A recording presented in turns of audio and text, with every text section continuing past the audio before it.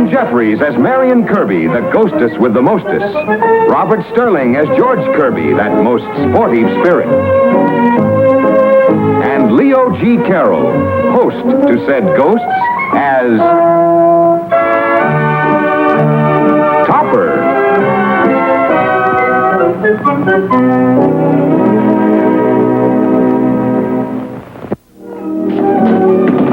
Kerby.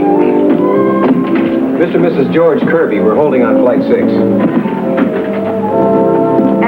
George, I can't help thinking I've forgotten something. Like what? I don't know, the house...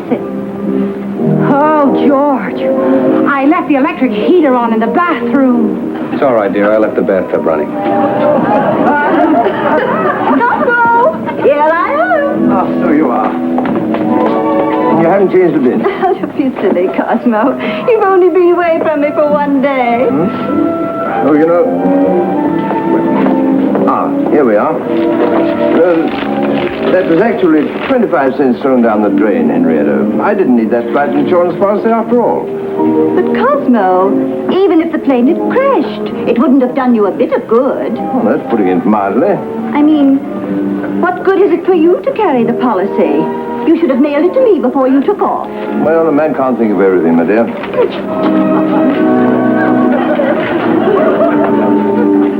Would you mind not doing your stem turns and Christies on my head, sir? I'm terribly sorry. Oh, you must forgive my husband. He's rather backward. You must forgive my wife. She's rather forward. Let's go, Cosmo.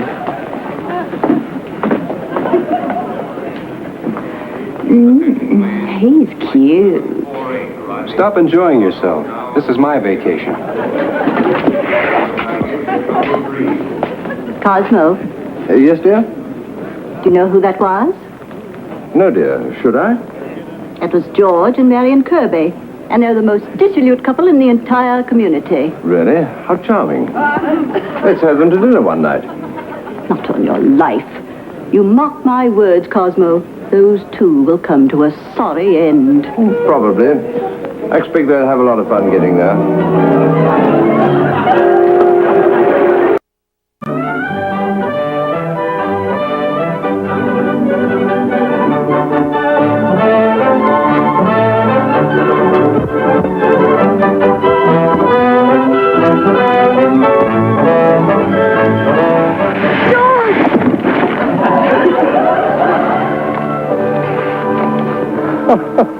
Forget to fasten your safety belt? Oh, what rotten luck. It must be miles from the chalet. How long do you think it'll take us to get back, George? Practically forever, without skis. Isn't that awful? I hate to think of you walking. Me? Let me have your skis, darling. No, just a minute, young lady. George Kerby, would you actually allow your bride to crunch through 50 miles of deep snow, fighting a blizzard attacked by wolves? Listen, Goose, you park yourself right here. I'll scoot down the trail to the ski patrol shack and come back with a first aid sled. Don't you dare leave me. But, darling, I can make it to the shack in 20 minutes. George Kerby, do you see that sign? Well, what about it? Well, suppose I get caught in the avalanche. There isn't going to be an avalanche. Well, then, you stay here and let me ski back to the shack. Darling, we're just wasting time. Well, for heaven's sake.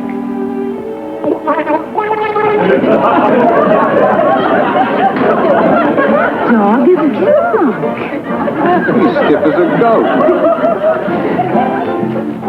That's the first time I've seen a St. Bernard who couldn't carry his liquor. What are you supposed to fight him with this stuff, George? No, but you'll have an awful hangover in the morning. You probably need a little of the hair of the dog. Give him an aspirin. Give him an aspirin? He's supposed to be saving us. Dog, you ought to be ashamed of yourself. Don't shout at him. You'll give him a headache. I'll give him a headache, all right. What do you mean, coming on the job loaded to the gills? I've got a good mind to report you to the... What's what? That noise.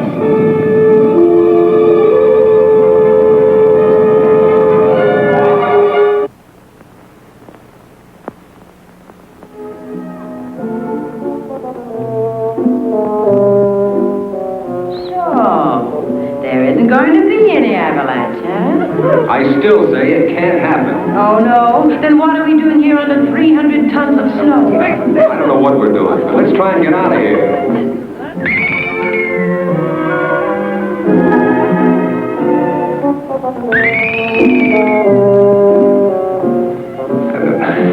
Now, don't hop at me, honey. It can only happen once in a million years.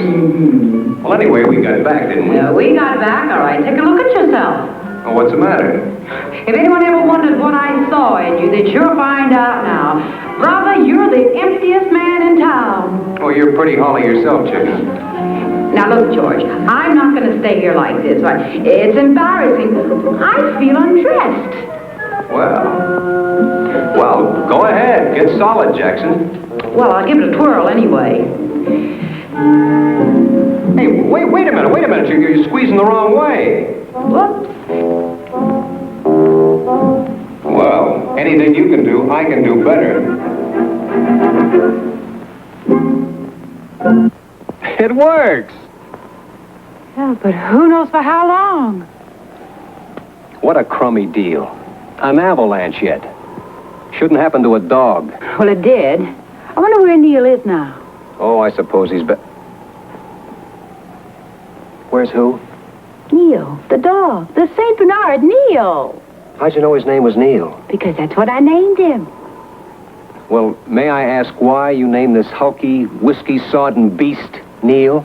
Well, I was sitting there just thinking how much that silly dog looks like your cousin Neil. That's reasonable enough. I suppose he's buried under tons of the stuff just like we are. Here, Neil. Here, boy. Here, Neil. You see? He knows his name. He doesn't know what time it is. You big lush. Well, no use hanging around here anymore. What's going to happen to us, George? Darling, it's already happened. What are we going to do? What can we do? We're dead, aren't we? I guess so. Well, come on, let's live it up a little. Let's go see how the live people live.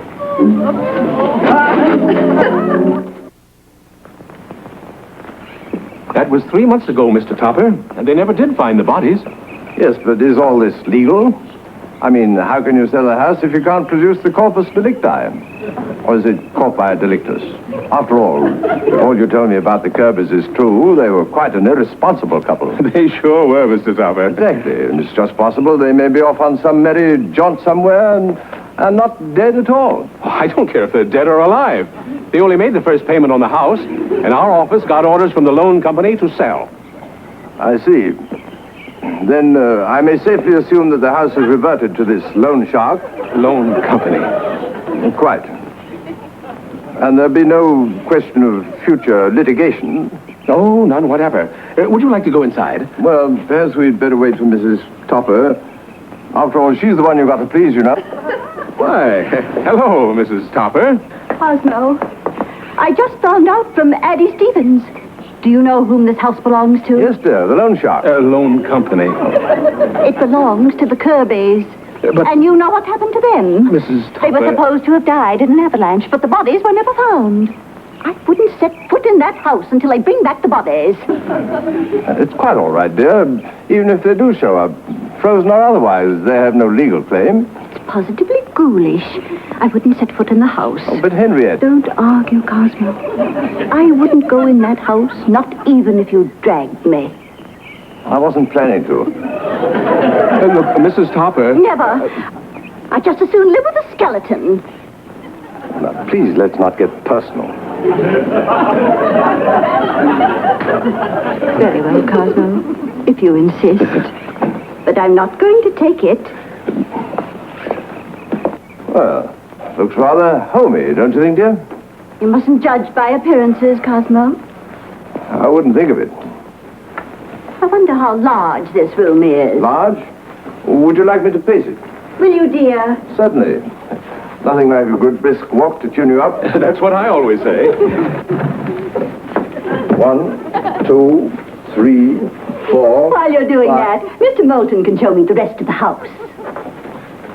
6, 7, 8, 9, 10, 12. 13. 15. 16. Who said that? Who said what? 16. You did. I said 15. Cheer up. George can only count to 20. Oh, stop it, will you? Stop what? Stop hiding. Where are you? Where are you? Ah, you're cold. Still cold. It's getting warmer. See anybody? Of course you don't. We're invisible. I don't believe it. Who did that? I did. Now you believe it? No. Yes. Well, make up your mind. What? This is impossible. This is impossible. You're repeating yourself. Maybe he has a limited vocabulary. I don't feel well. That's no reason to sit on my wife's lap. It's all right. I rather like it. Oh, isn't that fun? He does bird imitation. Do some more, Cosmo. I need a drink. Now you're making sense.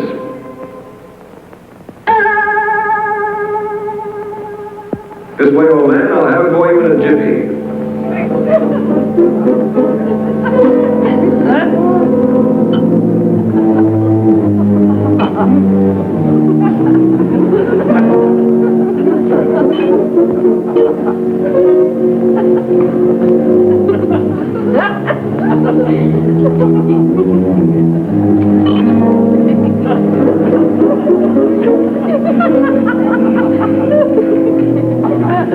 Here's your drink. Careful, careful. That's good stuff. Yes, but I can't see you. Shall we materialize? I suppose we might as well. How's that? Very nice. Well, here I come, ready or not. Well, now, I'm ready for a drink. Materializing always does wear me out. Would you mind telling me just who you are? Oh, haven't we introduced ourselves? Oh, what a shame. I'm Marion Kerby, and that oaf at the bar is my husband, George. Oh, how do you do? How do you do? The Kirbys? But you can't be the Kirbys. We can, too. The Kirbys are dead. You said it. Dead as doornails. Oh, would you mind, old man? Thank you. Darling? Cheers. Cheers.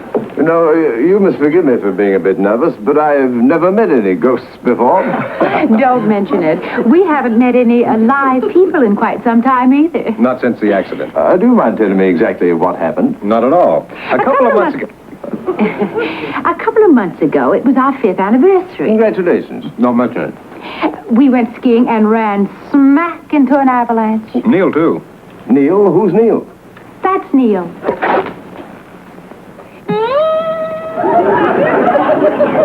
You know, Henrietta was afraid this house was haunted. Hey, you take a powder.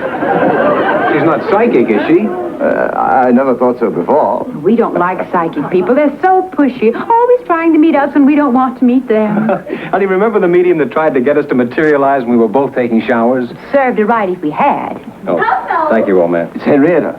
There you go, being scared of her again. I'm not scared. I don't want her to be scared. She may not quite understand about you. Well, that's simple. And look, if we should happen to materialize when anybody else is around, remember, nobody can see us but you. Cosmo, why didn't you answer me? Cosmo, what's the matter? You look as though you'd see a ghost. I told you she was psychic. What's that? I was just breathing, dear. You're acting very strange, Cosmo. Who were you talking to down here? No one. I distinctly heard you talking to someone. Me too. Well, you must have heard the neighbors. It's that noisy. We certainly aren't going to take the house. Oh, not a bit noisy. The neighbors around here never talk above a whisper. Cosmo! Where did you get that drink? Drink, of course. At the bar. What bar? Over there. I don't see any bar. How did you do that? How'd I do what? That. Make that wall go up. What wall? I could have sworn. Cosmo, I told you there was something strange about this house. I think so, too. Perhaps we'd better look elsewhere, Henrietta. Coward. Nothing of the kind. I was just being sensible. But I didn't disagree with you, Cosmo. Folks, I think we're a little edgy on account of the former tenants. Former tenants. That's a hot one. Besides, it's too expensive. Why, I haven't even quoted a price. He's got you there, sweetie.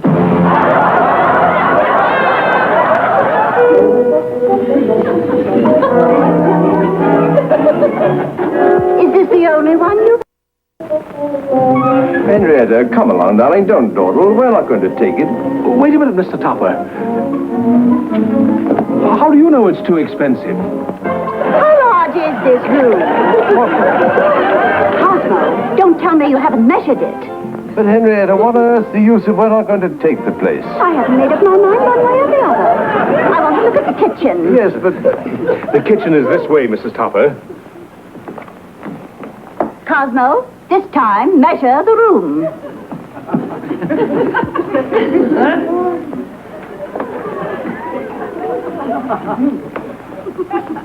One.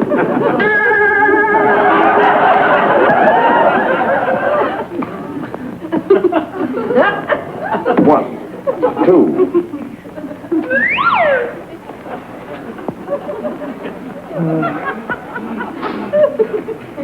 Cosmo. Please don't interrupt. You're not happy. That's not true. Don't contradict. If she says you're not happy, you've got to be miserable. Look, would you two mind very much dematerializing, or whatever you call it? You do want to have fun, don't you? Well, yes, but... Then it's settled. Well, it may be too expensive. You leave it to us. Cosmo! I don't know what Mr. Topper will think. I never heard anything so outrageous. There's something wrong, dear. Do you know what they're asking for this house? Outrageous. Let's go. I haven't told you yet. Pay it, Tom. We'll make it worth it. We'll make you young again. How much is it? $28,000. Out of the question. We'll teach you to laugh. A million laughs. After all, Mr. Topper, the Kirbys agreed to pay almost twice that amount. We did not. They did not. Huh? How do you know? We paid 27. They paid 27. Cosmo, how do you know? Well, as a matter of fact, I looked up the deed in the county clerk's office. Stout fellow. When did you do that? None of your business. That's Stelligan. Well, I might have been mistaken, but... Cosmo, I never thought you could be so smart. You must have looked it up before you came here. I ought to report you to the Board of Fair Trade. See what happens, Topper? You've only been with us 10 minutes and already your wife's beginning to respect you. Think what would happen in 20 minutes. Well, if what you say is true, I could cut the price a trifle. I'll give you 20,000. 20,000? What's more, that's for the furniture. Cosmo, I'm not sure. I'm sure. Not a cent more. But, Mr. Topper, a house in this condition... It's in terrible condition. It's in terrible condition. What? Tell him the glass is starting to scale. George, get busy. The plaster's starting to scale. Where? Over there, on the mantel. Over there, on the mantel.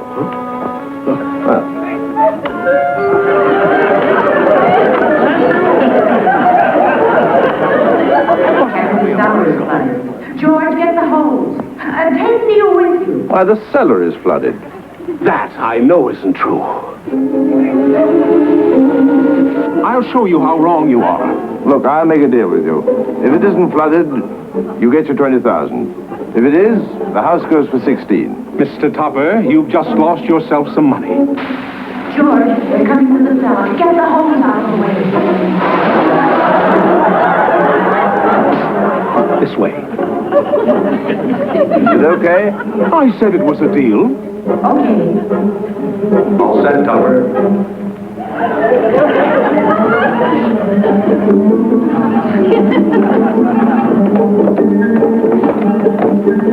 I bet you it's as dry as Kansas.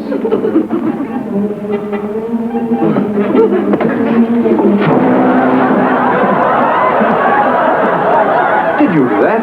Of course not. I didn't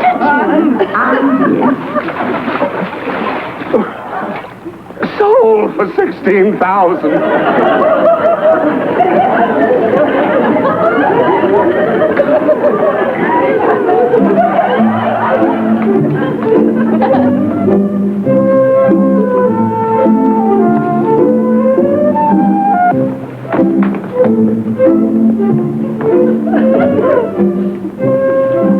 No wonder you didn't have time to measure the room. Oh, Cosmo, you're wonderful. Oh, it was nothing really. Let's go home and start packing right away. What is it, dear? Something else wrong? No, everything's fine. Goodbye, darling. Till you move in, old man. Henrietta, I'm beginning to feel young. Why, Cosmo, you are beginning to feel young.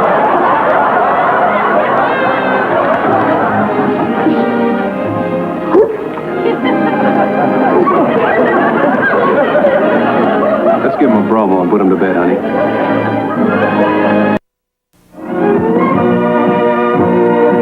A John W. Lupton, Bernard L. Schubert production. Produced by John W. Lupton. Starring Ann Jeffries, Robert Sterling, and Leo G. Carroll.